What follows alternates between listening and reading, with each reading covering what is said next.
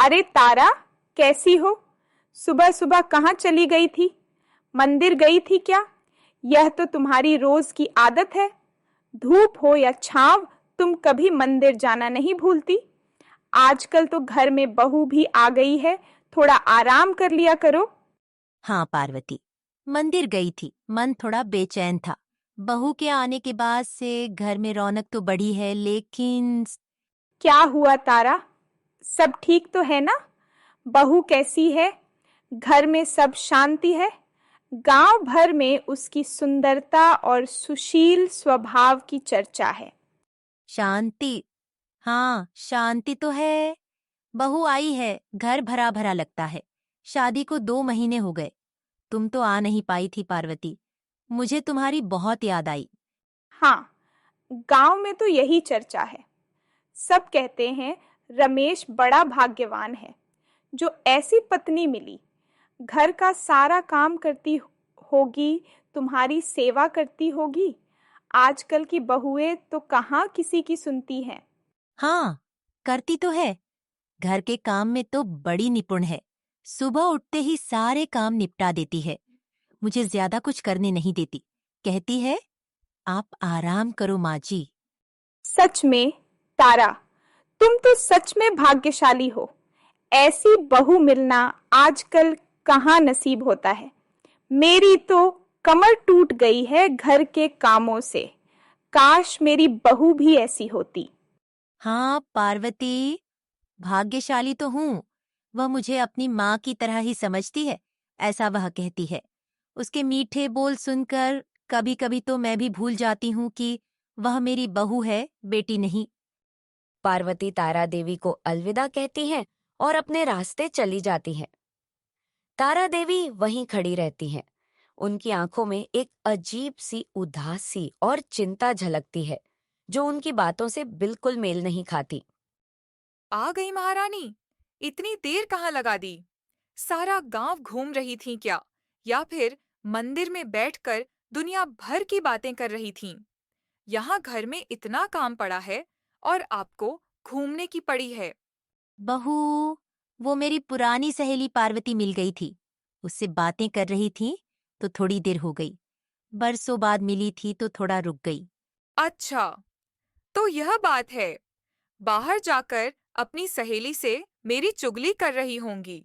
कह रही होंगी कि तुम्हारी बहू तो ऐसी है, वैसी है। सास बहू के झगड़ों के मसाले डाल रही होंगी।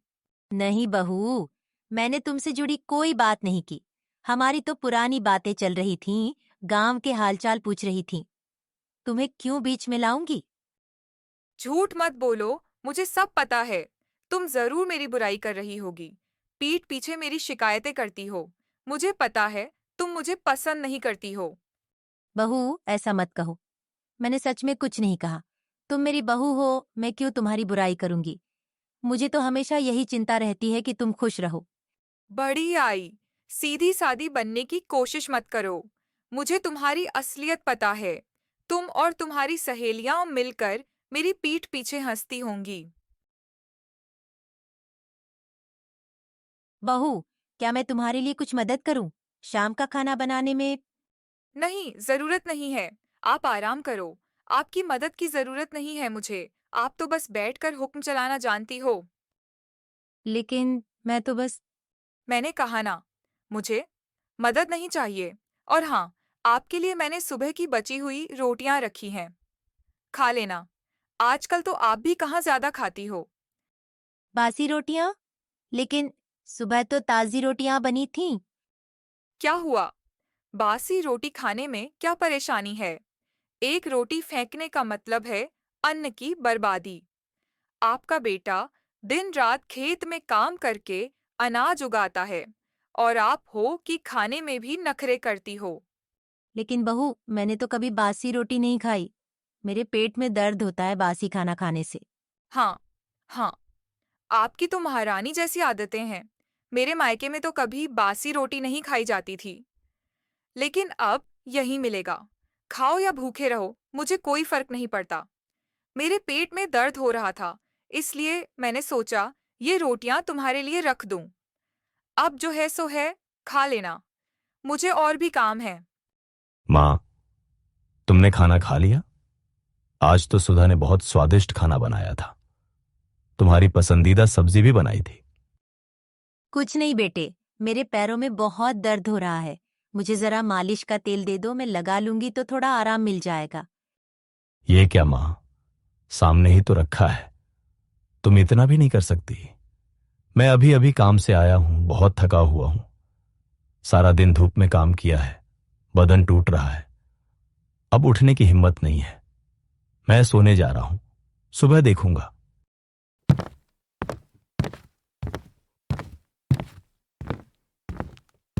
काश तुम मुझे छोड़कर नहीं गए होते। क्यों चले गए? अगर जाना ही था तो मुझे भी अपने साथ ले जाते, तो आज मेरा यह हाल नहीं होता। देख रहे हो अपने बेटे को, जो अपनी पत्नी के प्यार में इतना अंधा हो चुका है कि उसे अपनी माँ की तकलीफ भी नहीं दिखती। मैं उससे बहू के बारे में कुछ भी कहती हूँ तो वह अपनी पत्नी का ही पक्ष लेता है। मुझे ऐसे दिन देखने पड़ रहे हैं। क्या बताऊं जी, कल दिन भर काम करके मेरी तो कमर टूट गई। पैरों में भी बहुत दर्द हो रहा है और सिर भी भारी है। सुबह से उठी हूँ और अब तक काम ही कर रही हूँ। अरे, इतना काम क्यों करती हो?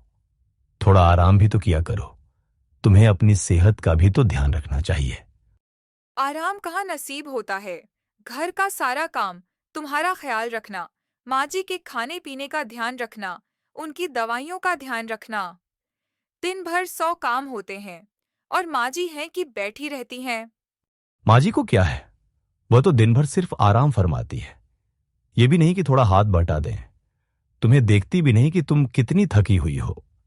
छोड़ो उनकी बात, तुम मेरा सर और पैर दबा दो, थोड़ा आराम मिलेगा, बस यही मेरी दवा है। मैं हूं ना, तुम्हारा ख्याल रखने के लिए। तुम चिंता क्यों करती हो? तुम्हें परेशान देखकर मैं भी परेशान हो जाता हूं। तुम्हारी तकलीफ मेरी तकलीफ है। सच में तुम बहुत अच्छे हो। हां, सच में। तुम्हें तकलीफ होती है तो मुझे बिल्कुल अच्छा नहीं लगता। मां का क्या है, वह तो आज है कल नहीं। उनकी उम्र हो चली है, उनकी छोड़ो। तुम अपना ध्यान रखो। तुम्हारी सेहत सबसे ज्यादा जरूरी है। सुनिए जी, मेरे दूर के रिश्तेदार के यहाँ शादी है। मुझे शादी में जाना है। शादी? लेकिन अभी तो घर के काम भी बहुत हैं। और हाँ, और मुझे एक बहुत अच्छी महंगी सी साड़ी चाहिए और कुछ गहने भी। मेरे पास बहुत कम गहने हैं। मुझे शादी में सबसे अच्छा दिखना है। सब लोग देखेंगे कि रामेश की पत्नी कितनी सुंदर और सजी धजी है। सुधा, इतने पैसे नहीं है मेरे पास। अभी तो फसल भी नहीं बिकी है। तुम्हारे पास तो बहुत सारी साड़ियां हैं, उनमें से कोई पहन लेना। और वैसे भी शादी तो तुम्हारे बहुत दूर के रिश्तेदार की है। ठीक है, मत दिलाओ। मैं कोई पुरानी सी साड़ी पहन लूंगी। सोच लो, शादी में इतने लोग होंगे। मुझे पुरानी साड़ी में देखकर औरतें बातें बनाएंगी। तुम्हारी ही बदनामी होगी। और अगर मैं नई साड़ी और बहुत सारे गहने पहनकर गई तो तुम्हारा ही नाम होगा कि देखो रमेश अपनी पत्नी को कितने ठाट से रखता है। तुम्हारी शान बढ़ेगी। ठीक है, ठीक है। मैं कोशिश करूंगा कुछ पैसों का इंतजाम करने की। तुम चिंता मत करो, मैं तुम्हें निराश नहीं करूंगा। सच में? धन्यवाद। तुम सबसे अच्छे पति हो। मुझे पता था तुम मेरी बात समझोगे। क्या हुआ? मैंने कहा था ना, मुझे नई साड़ी और गहने चाहिए। तुम तो जानती हो सुधा, मेरे पास इतने पैसे नहीं हैं। फसल अभी बिकी नहीं है और घर के खर्च भी बहुत है। इतने महंगे गहने और साड़ी मैं कहां से लाता? तो फिर तुमने मुझे हाँ क्यों कहा? क्यों झूठी उम्मीद दी? अब शादी में मैं क्या पहनकर जाऊंगी? सब औरतें मेरा मजाक उड़ाएंगी। मैंने सोचा था कहीं से कुछ इंतजाम हो जाएगा, लेकिन मेरे पास एक तरकीब है। तुम्हें नहीं पता, लेकिन तुम्हारी माँ के पास जरूर कुछ पैसे होंगे। मां के पास पैसे? मुझे तो नहीं लगता। उनके पास तो बस थोड़ी सी पेंशन आती है। तुम उनसे जाकर कहो कि तुमने उनकी दवाइयों के लिए जमींदार से कुछ पैसे उधार लिए थे और अब जमींदार अपने पैसे वापस मांग रहा है। रोज आकर तुम्हें धमकाता है। रमेश मुंह लटकाकर तारा देवी के पास जाता है और उनके पास बैठ जाता है। तारा देवी उसे उदास देखकर चिंतित हो जाती हैं। क्या हुआ बेटे, तुम इतने उदास क्यों हो? सब ठीक तो है ना? माँ, आपको तो पता ही है कि आपकी दवाइयों का कितना खर्च है। हाँ बेटा, पता है। मेरी बीमारी ने तुम्हें बहुत परेशान किया है। हाँ माँ, दरअसल जब आपकी तबीयत बहुत खराब थी तो मैंने जमींदार से कुछ पैसे उधार लिए थे आपकी दवाइयों के लिए। उधार? कितने पैसे लिए थे तुमने? ज्यादा नहीं माँ, बस थोड़े से। लेकिन अब जमींदार अपने पैसे वापस मांग रहा है। वह रोज घर आकर मुझे धमकाता है, परेशान करता है, और मेरे पास अभी इतने पैसे नहीं हैं कि उसे चुका सकूं। जमींदार तुम्हें धमका रहा है? मेरे कारण तुम्हें इतना कष्ट उठाना पड़ रहा है। मैं क्या करूं माँ, खर्च इतना बढ़ गया है कि कुछ भी बचता नहीं। और अब जमींदार कह रहा है कि अगर उसे पैसे नहीं मिले तो वह कुछ भी कर सकता है। तुम इतना परेशान मत हो मेरे बच्चे। तुम्हारे पिताजी ने बुरे वक्त के लिए मुझे कुछ पैसे दिए थे। उन्होंने कहा था जब कोई और रास्ता न बचे तो इनका इस्तेमाल करना, और इससे बुरा वक्त क्या हो सकता है। रमेश मन ही मन खुश हो जाता है, लेकिन बाहर से दुखी दिखने का नाटक करता है।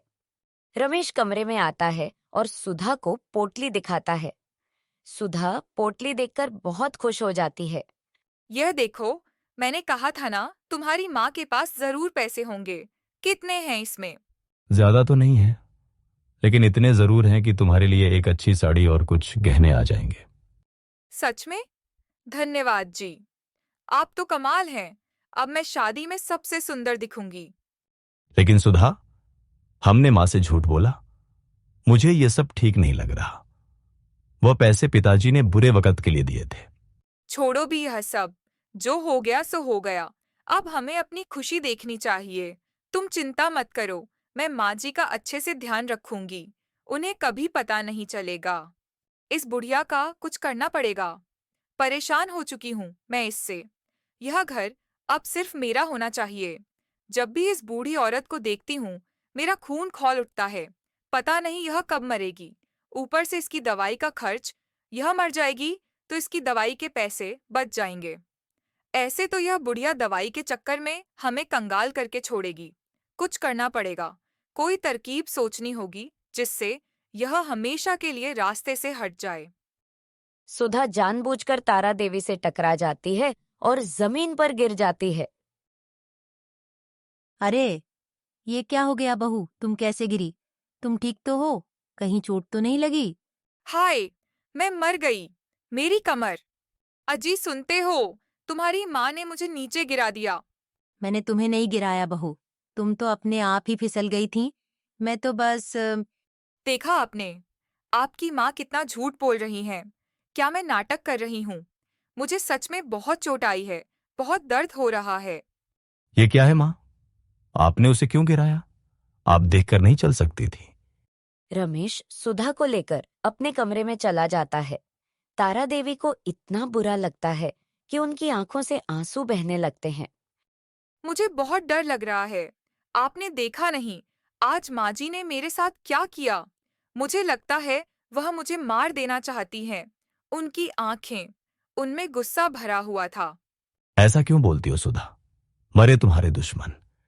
मरने की उम्र मां की है, तुम्हारी नहीं। मैं तुम्हें कभी कुछ नहीं होने दूंगा। मैं हूं ना। आप तो दिन भर काम पर रहते हो। आपको क्या पता चलेगा कि यहाँ क्या होता है? अगर किसी दिन सच में उन्होंने मुझे मार दिया तो तब आप क्या करोगे? रह लोगे मेरे बिना?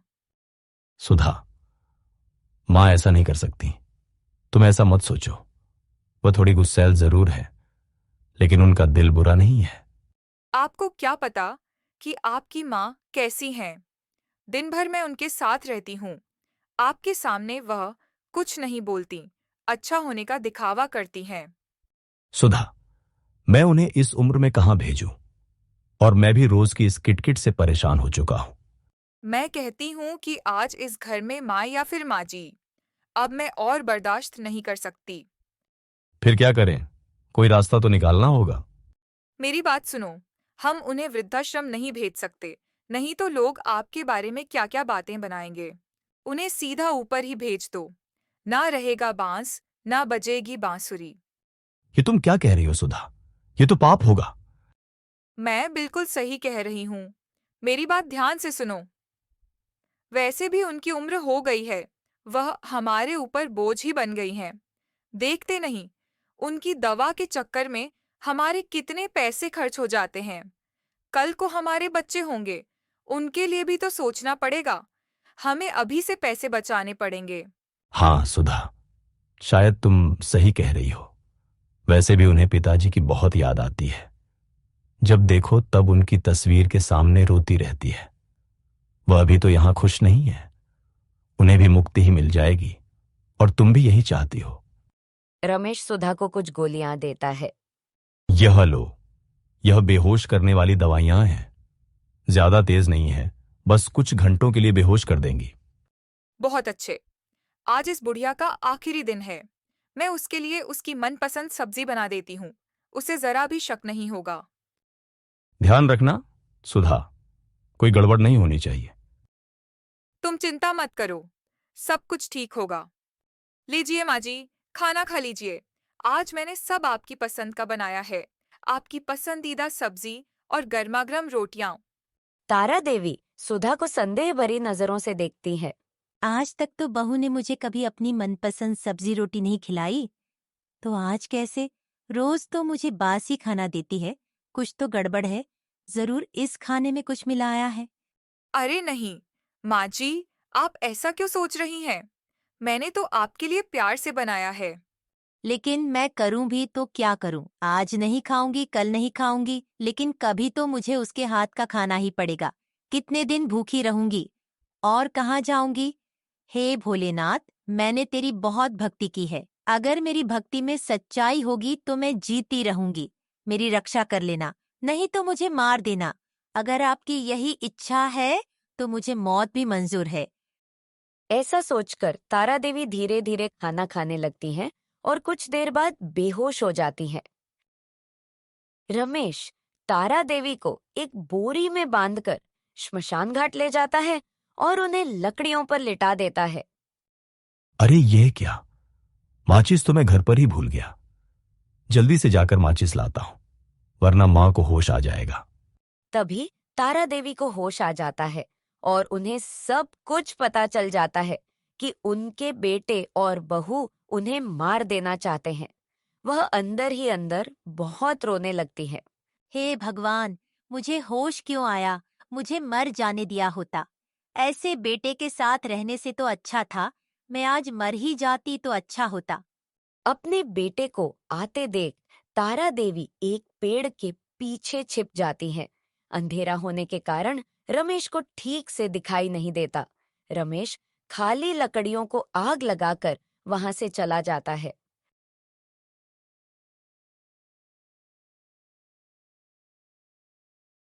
काम हो गया ना? सब ठीक रहा? हाँ, बिल्कुल हो गया। ऐसा कभी हो सकता है कि तुमने कुछ कहा हो और मैंने ना किया हो? मैं तुम्हारे लिए कुछ भी कर सकता हूं। अब तुम खुश हो ना? तुम्हारी तो सारी चिंता ही मिट गई, और मेरी भी। हाँ, बिल्कुल सही कह रहे हो। अब हम दोनों बड़े ही आराम से रह सकते हैं। अब कोई झगड़ा या तकलीफ नहीं होगी। आप जैसे को अपने पति के रूप में पाकर मैं तो धन्य हो गई। आपने यह सब मेरी खुशी के लिए किया है। मैं आपको कभी अपनी माँ की कमी महसूस नहीं होने दूंगी। उनसे भी कहीं ज्यादा आपका ख्याल रखूंगी। हे भगवान, अब मैं कहाँ जाऊंगी? क्या करूंगी? मेरा तो कोई है भी नहीं। फिर से घर गई तो फिर से वही।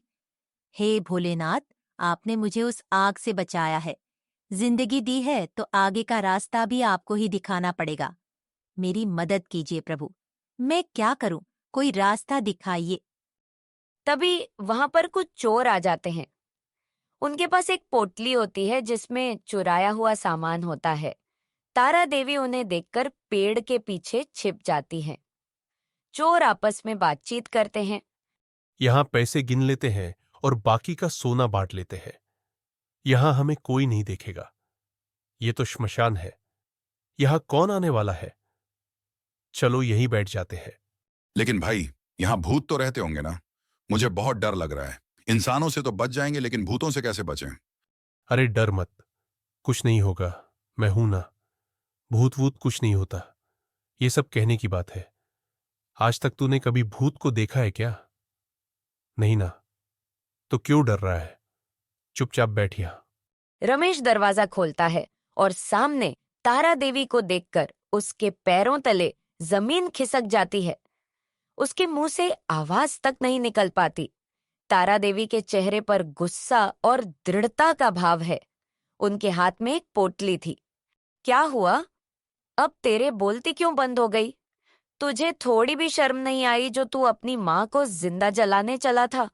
तूने उस दिन मेरी आंखों में देखा भी नहीं, बस अपनी पत्नी के लालच में अंधा हो गया। तेरे जैसी संतान होने से अच्छा था भगवान मुझे बांझ ही रखता।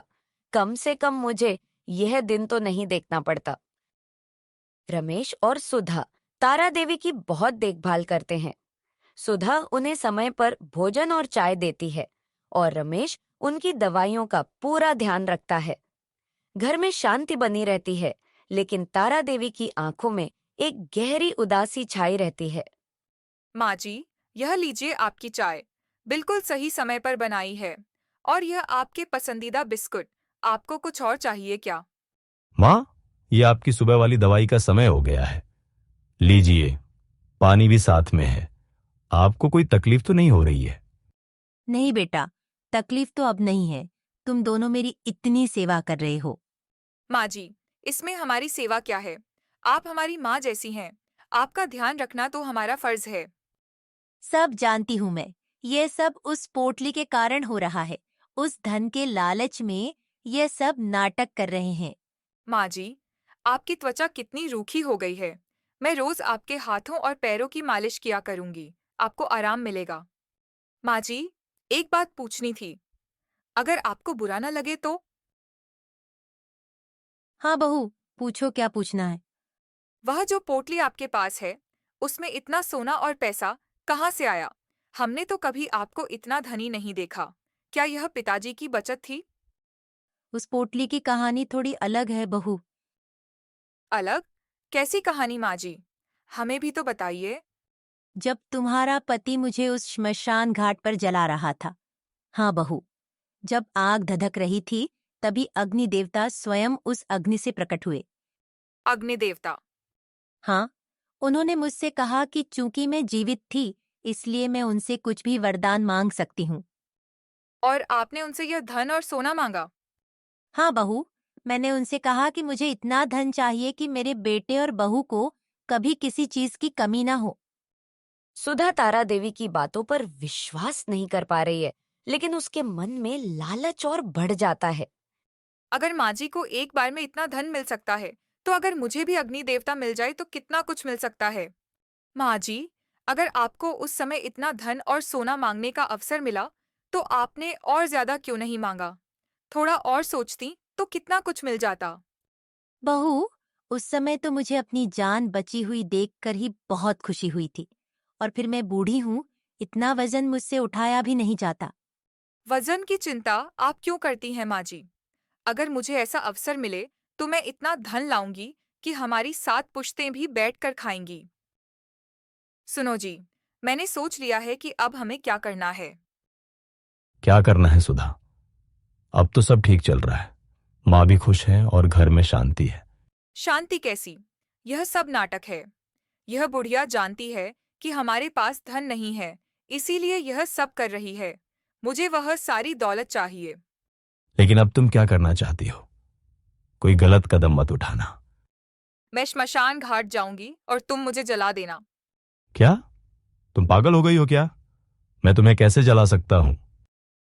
सुनो मेरी बात, जब माँ जी को अग्नि देवता मिल सकते हैं तो मुझे क्यों नहीं? तुम बस नाटक करना। जैसे ही आग थोड़ी तेज होगी, अग्नि देवता प्रकट होंगे और मैं उनसे ढेर सारा धन और सोना मांग लूंगी। लेकिन अगर कुछ गलत हो गया तो? अगर अग्नि देवता नहीं आए तो? वह जरूर आएंगे। माँ जी जिंदा थीं इसलिए आए। मैं भी जिंदा रहूंगी, तुम बस मेरा साथ दो। मुझे यह सब ठीक नहीं लग रहा सुधा। यह हमारे भविष्य के लिए जरूरी है। सोचो, कितना धन होगा हमारे पास। रमेश सुधा को बेहोश करके श्मशान घाट ले जाता है और लकड़ियों पर लिटा देता है। वह डर और चिंता से कांप रहा है। वह लकड़ियों में आग लगा देता है।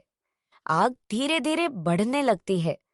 रमेश दूर खड़ा सुधा के होश में आने और अग्नि देवता के प्रकट होने का इंतजार करता है। हे भगवान, मैं यह क्या कर रहा हूं? क्या यह सही है?